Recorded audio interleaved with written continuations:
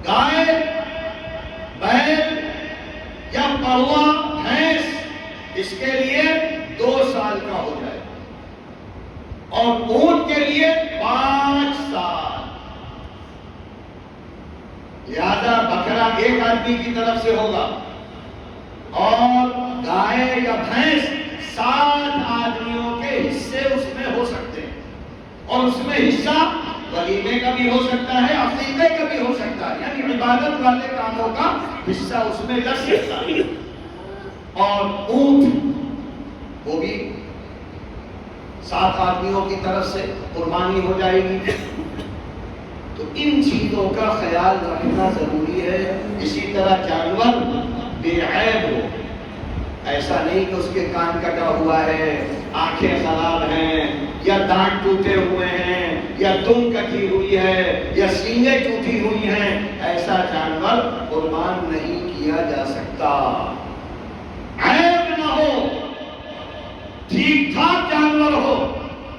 اس لیے کوشش کرے ہر آدمی جس کو اللہ نے کچھ پیسہ دیا ہے کہ وہ قربانی کرے۔ بکرا نہیں کر سکتا تو کم سے کم گائے میں یا بھینس، یہاں تو گائے ہوتی نہیں ہے، لیکن بھینس میں حصہ لے لے، پڑوے میں حصہ لے لے۔ اور یہ حصے الگ الگ ہیں جانوروں کے اعتبار سے، کہیں شاید 2000 کا ہوگا، کہیں 2500 کا ہوگا، کہیں 3000 کا ہوگا، جیسا آپ کے اندر وسعت ہو۔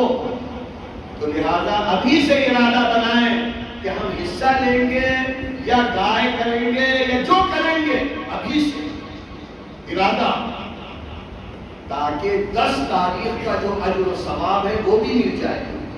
اور اب ان 10 راتوں میں اہتمام عبادت کا، اللہ کی رضا کے کاموں کا، تو انشاءاللہ یہ ذی الحج کا مہینہ، اسی طرح یہ بھی حکم ہے، مسلم کی روایت ہے کہ جو قربانی کرے وہ بال نہ کاٹے، ناخن نہ کاٹے۔